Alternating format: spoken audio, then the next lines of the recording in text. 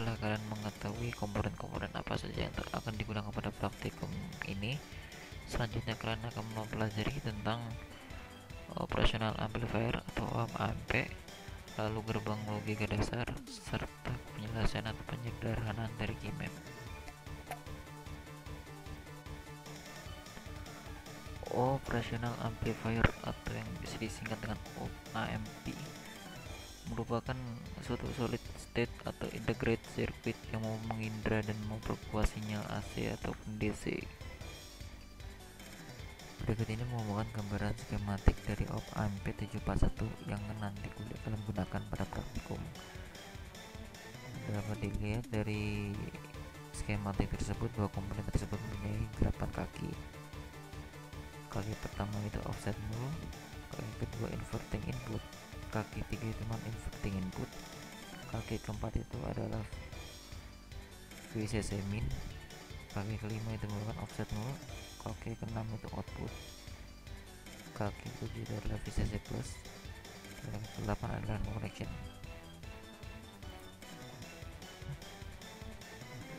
Kaki-kaki yang saya sebut tadi mempunyai fungsi masing-masing dalam OP-AMP. Fungsinya antara lain sebagai berikut. Pada kaki 1 dan kaki 5 merupakan kaki offset 0. Offset 0 merupakan tegangan offset atas masukan yang diberikan untuk mengembalikan tegangan output ke posisi 0. Lalu pada kaki kedua yaitu kaki inverting yang merupakan input kembali di mana output yang dihasilkan berlawanan input. Lalu ada kaki ketiga yaitu kaki non inverting merupakan kaki inputan untuk kembali di mana output yang dihasilkan sama dengan inputnya.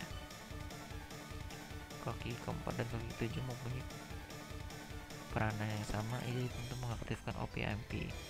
Perbedaannya ialah kaki 4 merupakan tegangan jatuh negatif dan kaki ketujuh itu merupakan tegangan jatuh positif. Pin 6 ini berfungsi sebagai output untuk keluaran dari OP-AMP, dengan pin 8 yaitu no connection tidak dihubungkan atau disertakan dengan bermaksud untuk memperkokoh kemasan OP-AMP. OP-AMP memiliki beberapa karakteristik, antara lain sebagai berikut. Yang pertama itu penguatan tegangan tak terhingga, yang kedua itu impedansi inputnya tak terhingga, yang ketiga bandwidthnya mendekati tak hingga, dengan demikian delay time-nya hampir tidak ada, serta yang keempat itu impedansi outputnya kecil sekali. Lalu yang kelima dan terakhir, tegangan output 0 jika tegangan inputnya 0. OP-AMP juga memiliki beberapa sifat, antara lain sebagai berikut, yaitu tegangan pada A akan sama dengan pada tegangan B, lalu arus pada A akan sama dengan pada arus B jika sama dengan 0, lalu arus pada C besarannya akan tidak pernah tertentu.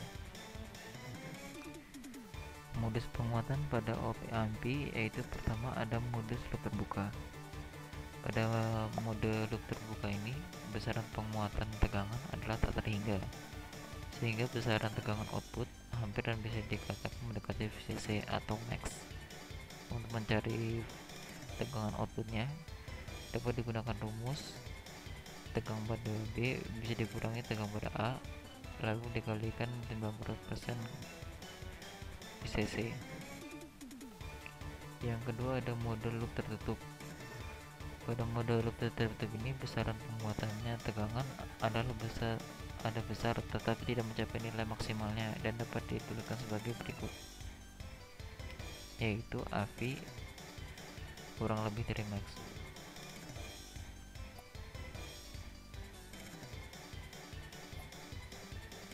Yang ketiga ada penguatan terkontrol,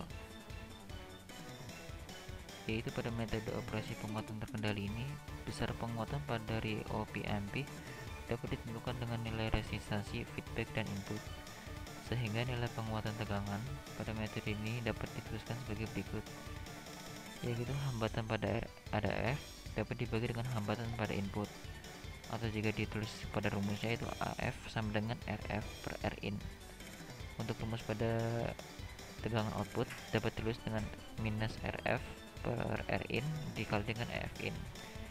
dapat diartikan yaitu tegangan penguat yang dinegatifkan dapat dikali dengan tegangan masuk.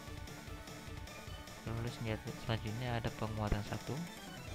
Pada mode operasi penguatan satu ini, OP-AMP sering disebut dengan istilah buffer atau penyangga. Hal ini dikarenakan pada metode ini tidak terjadi penguatan tegangan bernilai 1. Konfigurasi ini berfungsi untuk memperkuat arus sinyal sehingga tidak drop pada saat diberikan beban terhadap sinyal input. Di sana tegangan output atau Vout sama dengan tegangan input karena penguat tegangan operasi AMP bernilai 1. Untuk tegangan outputnya juga sama dengan tegangan masuk. Selanjutnya ada rangkaian dasar OP-AMP. Yang pertama yaitu inverting amplifier atau penguat pembalik.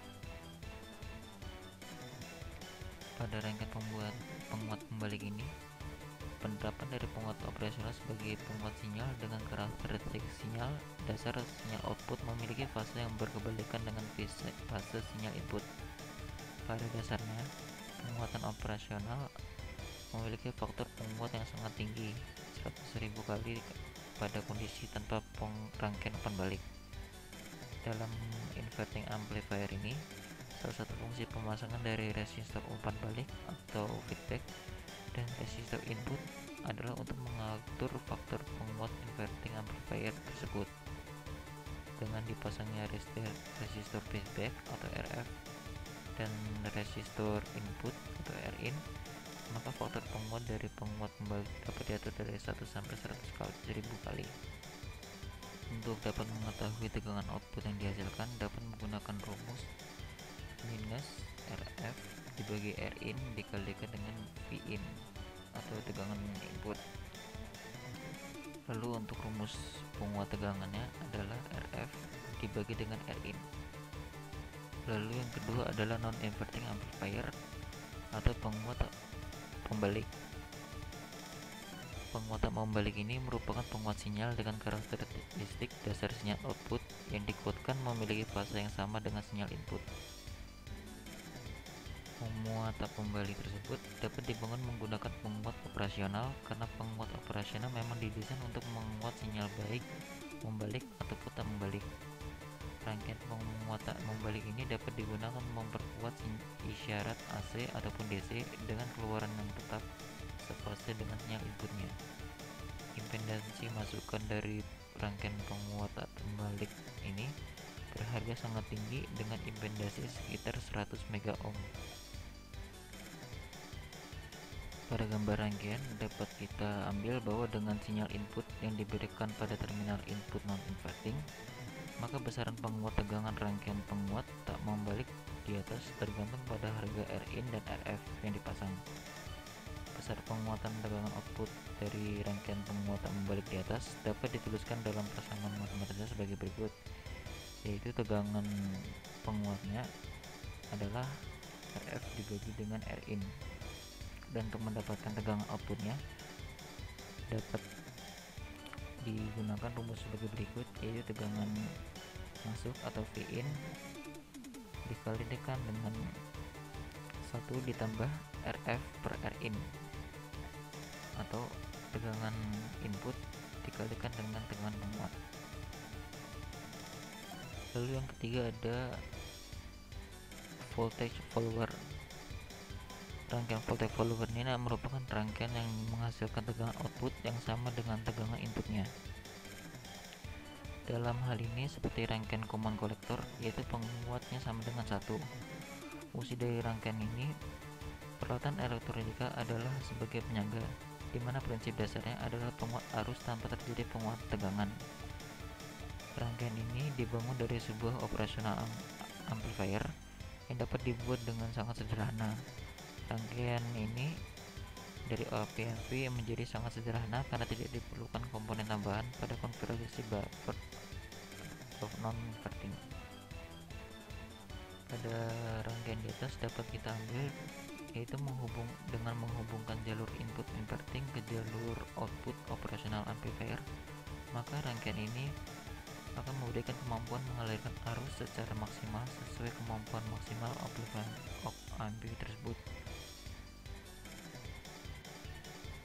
Selanjutnya itu rangkaian samping sirkuit. Rangkaian ini merupakan rangkaian dari dasar komputer analog yang bekerja untuk menyelesaikan persamaan aljabar sederhana seperti penjumlahan dan pengurangan. Selanjutnya adalah jenis-jenis rangkaian dari samping sirkuit. Yang pertama adalah inverting adder atau penjumlah sinyal secara inverting. Sinyal input yaitu V1 dan V2 diberikan ke line input penguat sinyal inverting berturut-turut melalui R1 dan R2. Besaran penjumlah sinyal input tersebut bernilai negatif karena penguat operasional dioperasikan pada mode pembalik atau inverting. Besaran penguatan tegangan tiap sinyal input mengikuti nilai perbandingan RF dan resistor input masing-masing, yaitu R1 dan R2. Masing-masing tegangan output dari penguatan masing-masing sinyal input tersebut secara matematis dapat dituliskan sebagai berikut, yaitu tegangan output RF dibagi dengan R1 dikalikan V1 plus RF dibagi R2 dikalikan F2, lalu hasilnya dinegatifkan. Dan apabila hambatan RF dan R1 dan R2 sama, maka kita akan mendapatkan persamaan, yaitu Vout nya sama dengan penjumlahan dari tegangan yang dihubungkan pada input dan hasilnya dinegatifkan.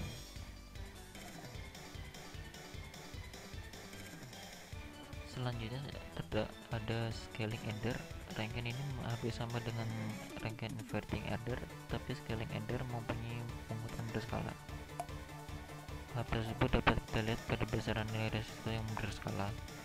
Rumus untuk outputnya adalah Vout hasil dari RF dibagi R1 dikalikan V1 ditambah dengan RF dibagikan R2 dikalikan V2 ditambah dengan RF dibagi dengan R3 dikalikan dengan R3, lalu hasilnya diminuskan, sama seperti inverting adder. Selanjutnya ada adder subtractor. Rangkaian ini mempunyai input baik dari kaki inverting maupun kaki non inverting. Sebelum menjumlahkan hasil outputnya, kita harus membandingkan penguatan di kaki inverting dengan kaki non inverting. Apabila berbeda, kita harus menambahkan resistor beban pada input yang penguatannya kurang hingga kedua input mempunyai penguatan yang sama. Rumusnya untuk tegangan outputnya dapat kita cari sebagai berikut. Secara singkatnya, untuk mengetahui nilai tegangan outputnya, kita dapat menjumlahkan hasil dari penguatan inverting dengan penguatan pada non inverting. Jika semua resistor bernilai sama, yaitu RF dan R1, R2, R3, R4, R5, R6 semuanya sama besarannya, maka outputnya sama seperti Vout yang biasa, yaitu penjumlahan dari penguat tegangan inverting akan ditambahkan dengan penguat tegangan pada non inverting, sehingga penguatan di kedua inputnya adalah sama. Lalu yang keempat ada rangkaian direct adder. Rangkaian ini mempunyai input pada kaki non inverting dan syarat untuk rangkaian ini adalah hambatan pada RF, R1 dan R2 atau semua resistornya bernilai sama, maka outputnya adalah Vout sama dengan tegangan pada input dari non inverting. Selanjutnya ialah rangkaian komparator. Rangkaian ini dapat membandingkan dua buah tegangan yang masuk melalui dua terminal input op-amp, yaitu terminal input inverting dan non inverting. Rangkaian dasar menggunakan modus loop terbuka sehingga outputnya memenuhi tegangan pada non inverting dikurangi tegangan pada inverting, lalu hasilnya akan dikalikan 90% dari VCC.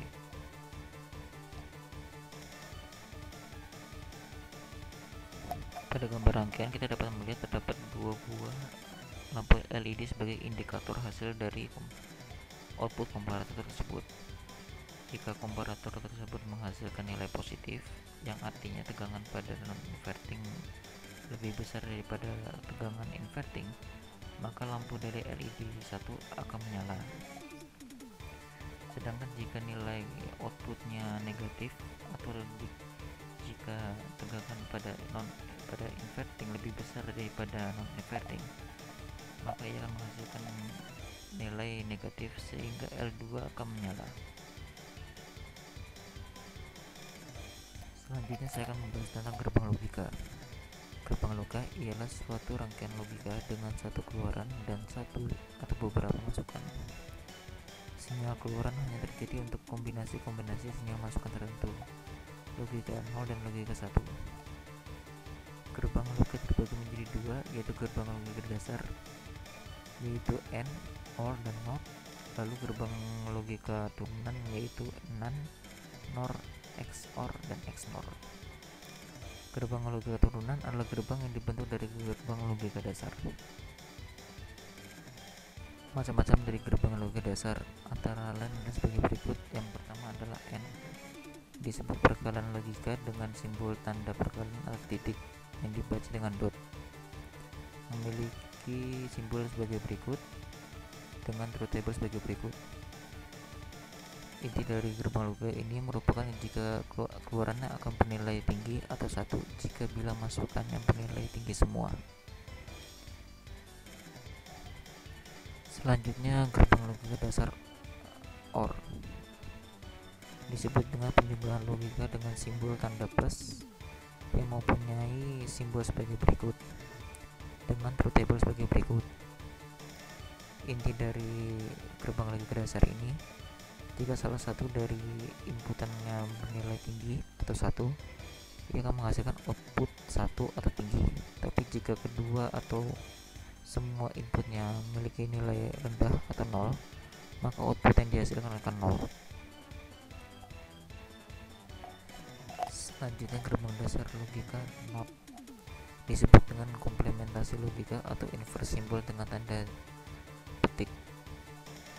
Memiliki simbol gerbang berikut ini dengan truth table sebagai berikut.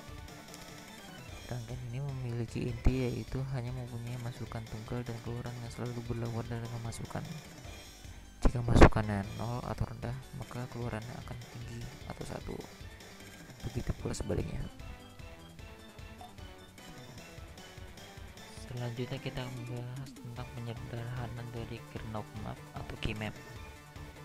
Penyederhanaan dengan Karnaugh map ada 3 bagian, yaitu oktet, kuad, dan pasangan. Yang diutamakan adalah yang terbesar dahulu. Contoh bentuk dari key map dengan berbagai jumlah antara lain yang sebagai berikut, yaitu key map dengan 12 masukan, lalu ada key map dengan 3 masukan, dan terakhir adalah key map dengan 4 masukan. Selanjutnya macam-macam penyederhanaan. Ada terdapat 2 macam, yaitu maxterm dan minterm. Untuk minterm dapat dilihat yang keluarannya tinggi, sedangkan untuk maxterm dilihat dari keluarannya yang rendah. Kemudian inputnya diinverskan. Jadi untuk minterm terdapat soal A, B, C inverse diorkan A, B inverse, C diorkan A inverse, B inverse, C inverse diorkan A, B inverse, C inverse. Syarat untuk minterm ialah setiap variabel di n kan dan jumlah semua variabel diorkan. Untuk maxterm terdapat soal A or B inverse or C inverse and A inverse, B inverse or C inverse and A or B or C inverse and A or B inverse and or C. Syaratnya untuk maxterm adalah setiap variabel diorkan dan semua jumlah variabel di n kan.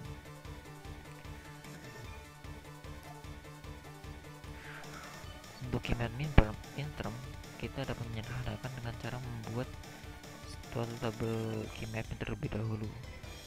Key map tersebut kita buat dengan cara key map 3 masukan, yaitu A, B, dan C.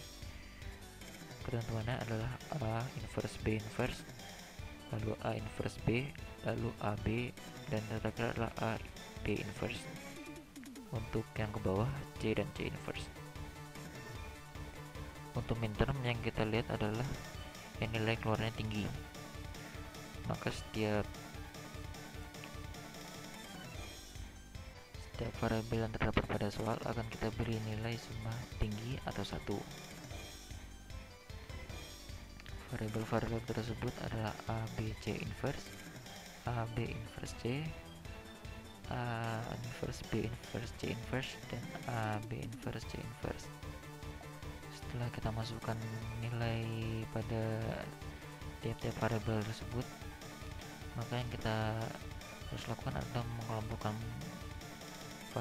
jumlah variabel tersebut.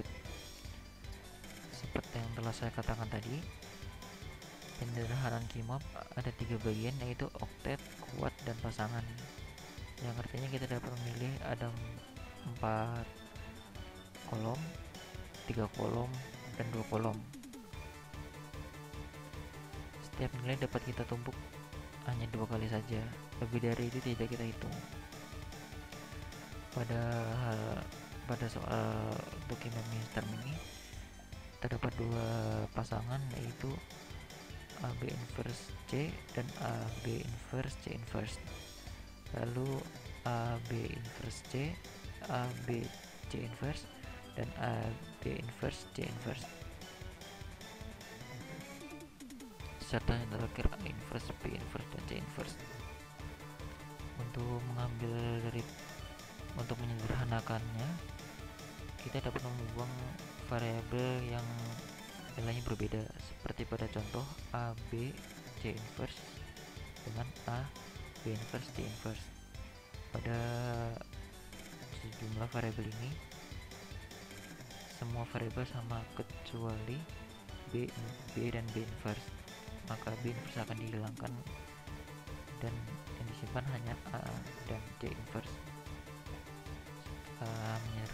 Setelah menyederhanakan semua jumlah variabel terdapat, kita akan mendapatkan hasil, yaitu A, B inverse, A, C inverse, dan A inverse, B inverse, C inverse. A inverse dan B inverse C ini tidak kita sederhanakan karena dia tidak memiliki pasangan. Ketika sudah kita mendapatkan penyederhanaannya, kita dapat membuat rangkaian logika minterm tersebut. Kita dapat membuat rangkaian logikanya tersebut seperti pada hasil penyederhanaan, seperti pada contoh untuk A dan B inverse akan dikalikan, dan A C inverse akan dikalikan. Hasil dari A B inverse dan A C inverse akan dijumlahkan. Begitu pula hasilnya akan dijumlahkan dengan A B C inverse. Rangkaian logikanya akan sebagai berikut. Selanjutnya contoh soal untuk maxterm. Karena maxterm ini yang dilihat keluarannya adalah rendah, maka seperti minterm, kita yang pertama harus kita lakukan adalah membuat label QMAP terlebih dahulu. Ketentuannya adalah A inverse or B inverse, A inverse or B, A or B, lalu A or B inverse. Untuk ke bawahnya itu C dan C inverse. Setelah dibuat tabelnya, maka yang kita lakukan adalah mengisi tabel tersebut. Sama seperti minterm, kita akan mengisi tabel sesuai dengan soal tersebut. Setelah kita isi, maka yang kita lakukan adalah mengelompokkan hasil dari tabel tersebut.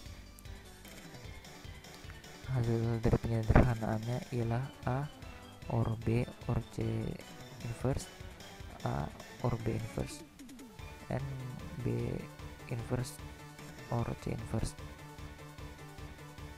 Setelah kita mendapatkan hasilnya, kita buat rangkaian logika maxtermnya seperti rangkaian maxterm.